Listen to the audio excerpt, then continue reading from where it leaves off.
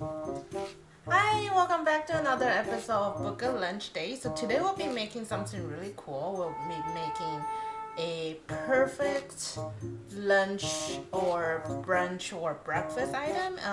It's called a folding spam Musubi sandwich. And yeah, so the ingredients are super easy. We will be needing some rice, some cooked rice, not raw rice. These are my leftover rice from yesterday, eggs, and spam. I already take it out because I have to smash a few times to let it fall out of the can. And also some lettuce, try to be healthy. And the last ingredient that you will need is nori. Nori is a Japanese term for seaweed, edible seaweed. So like if you ever had sushi, the thing that you wrap outside of it, that's called nori. And the kind I'm using today is actually Korean, but you should be able to find it in any Asian like Target. I'm pretty sure they have it. If not, you can totally buy it online. Just they and the one I use, this kind is Korean kind, and they are a little bit more flaky. The Japanese sushi kind is a little bit harder, so it's easier to work with if you use this. Okay, so let's get started. It's super duper easy. We are going to, what I like to do is actually to cut the spam first, because I like to use leftover grease from the spam to cook my egg, so that way, they both smell good. I'm gonna slice my spam. And I looked up the history of spam. Spam is actually pretty cool. It's a really new ingredient. Yeah. It was first released in 1937. So it was around the time that World War II was about to break out, right? So during that time, war going and with the war and stuff, having the canned meat, it really means a lot for both the frontline soldiers as well as in the mainland America where everything is rationed at that time.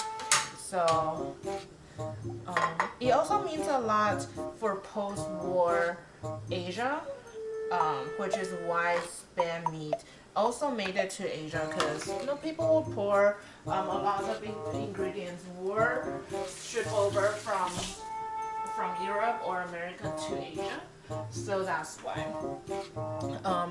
But then of course we know it's not the healthiest food. It's really high in fat and starch. It is not healthy, but we may have it once in a while. It's actually really cool to look into the history of spam. So if you ever have a chance, you can look it up. It was one of the facts actually after 2008 recession, the sale of spam also went up, because people need to look for a different kind of meat that they can put on the dinner table. So I guess whenever there's a recession, people will have to find a way to eat and stuff. So yeah, so that's the history of spam. It's actually a little bit harder to find nowadays. I guess we still carry in most supermarkets, but not that many people are willing to buy it, just because we know it's not healthy for you, but it's still good. So I'm just going to lightly pan fry it. There's really no skill here, just as long as you don't burn them. And then spam musubi, whether or not it's Japanese or Hawaiian, that's the big question. It is a mix. So spam musubi came from, it's a Japanese, it's a Japanese cuisine that's so after World War One, not World War Two, after World War One, there was a huge Filipino and Japanese immigrant that moved to Hawaii. They were there to for the sugarcane industry. Yes. And then they bought a piece of home, but it's really hard and difficult to have fish, which needed to make sushi, and because it's also expensive. So when 1937 came around, they're like, hey, we have this cheap meat. So they combined nigiri, which is the sushi that you will eat with spin, and which turned into I burned it, which turned it into a spin Musubi. I will eat this one. It's okay. Pretty sure you have. I'm going to turn down the flame a little more. And so it turned into a unique Hawaiian Japanese combination food, the spin Musubi. When I traveled to Hawaii a few years ago, we actually had it. I was like, it really doesn't hit me like what's so special about it until I read the history. But it's pretty cool. So if you ever had a chance, read it, do a little research. I feel like that's a piece of American history with connection to the world, kind of. So if you have a chance. And it's cheap. It is cheap. But it is high in sodium, fat, and other not so healthy stuff. So we have it once in a while, we'll be fine.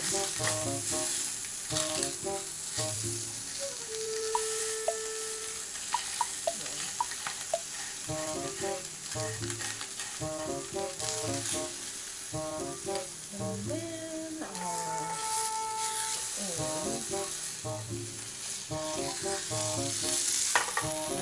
just a little bit of oil for my egg. Now it's up to you because we will be folding into a sandwich. So if you want to make sure your egg is completely cooked through, so it's easier when you're folding a sandwich, go ahead. And if you feel like, no, I still want to go with sunny side up, I don't care if it drip all over me, go ahead.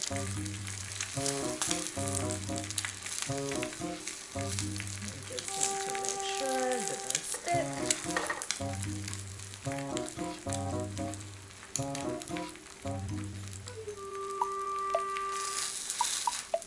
And if you want to make sure your egg is completely cooked through, one way just to, break the egg yolk, and it will cook a lot faster.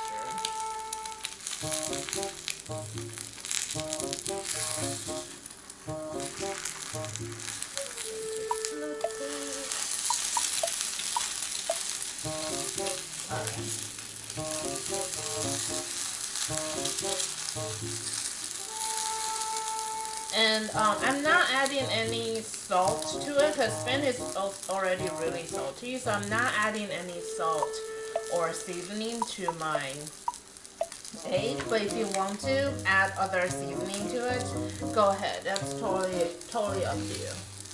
No judgment here.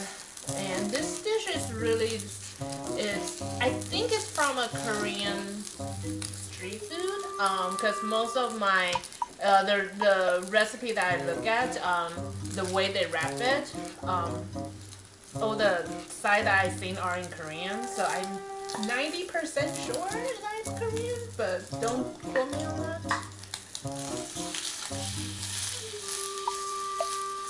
And I am going to poke it and let it cook through completely. Just however you like your egg. If you want to make it into a scrambled egg, go ahead. This dish has no, it's just a sandwich. Remember, it's a sandwich. You can make your sandwich however way you like. If you want to add cheese, go ahead. No judgment here. I just want to make sure that it's completely cooked through, so we're not having stuff dripping our shirt when we are eating it.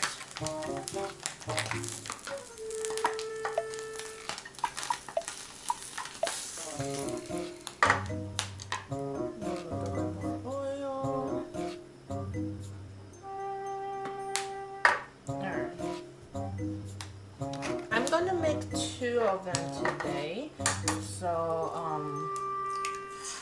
that's why I'm cracking 2 eggs.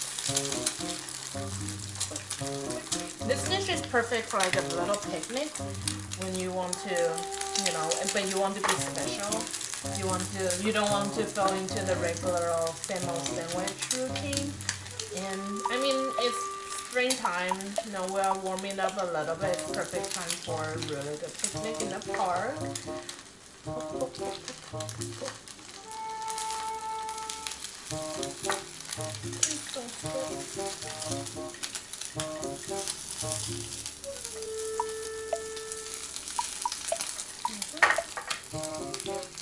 Alright.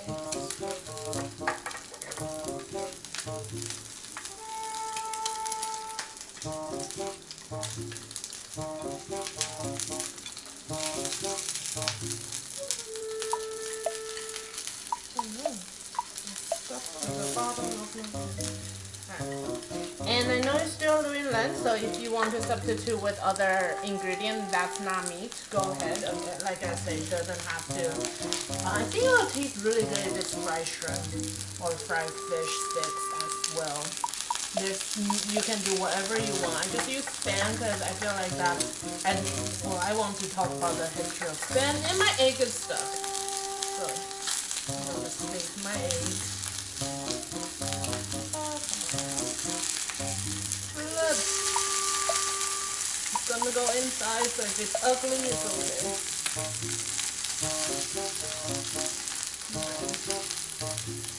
The downside when you do bacon or Spam first, you kind of make your bottom of the pan sticky. But it's okay. You can't really see inside the sandwich anyway, so it'll be fine. I'm going to turn it off, let it cook slowly while I assemble. My egg is not pretty today, but oh well. Alright. So I have my little cutting board here because I don't want to put my nori on top of it directly. You're going to need a spoon for the rice. I'm going to take one piece of nori out. Like I said, this is a smaller piece and it's a little bit more fragile, but kind of that's what I have at home. I don't want to purchase the sushi one separately. You're going to need a kitchen scissor.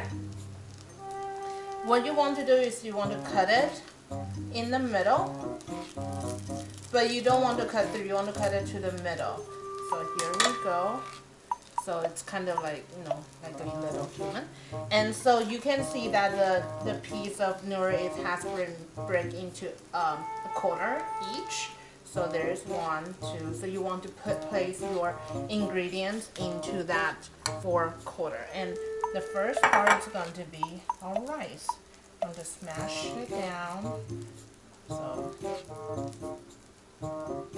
and just smash it down. You want to make it firm so it's easier when you're folding it. And then the next part, I have my lettuce. You know what? I'm actually going to go with Spam. Spam, lettuce. If you want, you can also put cheese here. It's completely up to you. I'm going to only put half because it's not. And then my egg. So you have your food in 4 quarters, right? So rice, Spam, lettuce, and or cheese, and my egg. Now you can do whatever you want.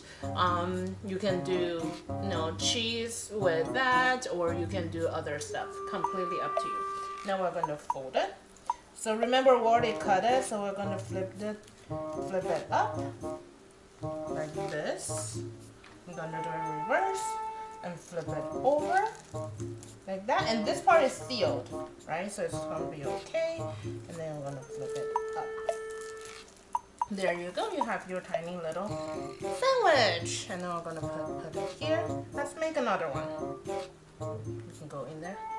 Alright, but you do want to make sure you finish your nori completely, just because if you last it too long, if you don't finish a day off, it's going to go soggy and it's not going to be good.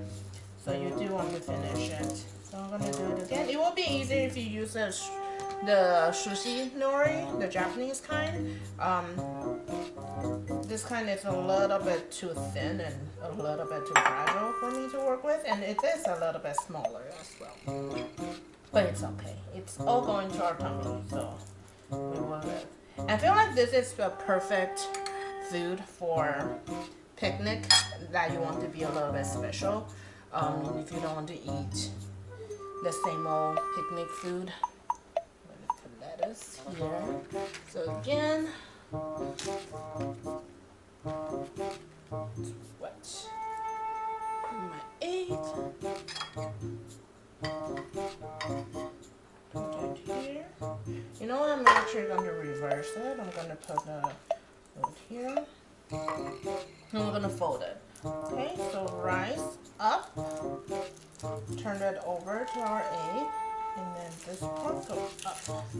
So now you have a little sandwich that you can eat. Like this. It'll be a nice little different style of sandwich than before, and we are done. So again, you can either add kimchi to it if you want. You can also do little shrimp, fried shrimp, fried fish, anything that you want to it. You don't have to use spam if you don't think that it's healthy, and I feel like it's a perfect food for kids as well. Instead of toast and bread, this is a nice substitute for their sandwich. So we're gonna eat it. I'm going to eat the first one because I feel that one it's holding a better shape. I actually rarely have spam because I feel like the baby boomer generation will have more access to it. Now we kind of understand the nutrition value of spam is not that high, so we don't really have spam in regular household no more. At least in my family, we rarely have it. My mom always thinks it's too salty. But yeah, but if you feel like you want to give it a try, go ahead and I will finish the spam here. And that's it for today. I will see you guys next week. Bye guys.